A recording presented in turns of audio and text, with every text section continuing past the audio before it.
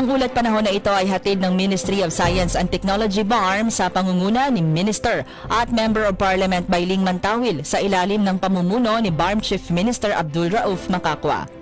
Ang sentro ng bagyong si Inday ay malayo na sa Mindanao at nasa bahagi na ito ng Basco, Batanes. Pero maulan pa rin sa Mindanao dahil naman sa southwest monsoon. Sa pagtaya ng pag-asa, makapalang ulap at makulimlim sa Zamboanga Peninsula, Bangsamoro Region at South Sargen na may kasamang pulupulong pag-ulan, pagkulog at kidlat sa dakong tanghali hanggang gabi. At mataas ang tsansa ng mga pagbaha at landslides.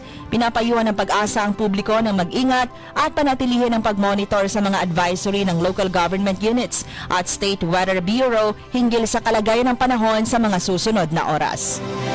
Inyong napakinggan ang ulat panahon hatid ng Ministry of Science and Technology BARM sa pangunguna ni Minister at Member of Parliament Bayling Mantawil sa ilalim ng pamumuno ni Bangsamoro Chief Minister Abdul Rauf Makakwa.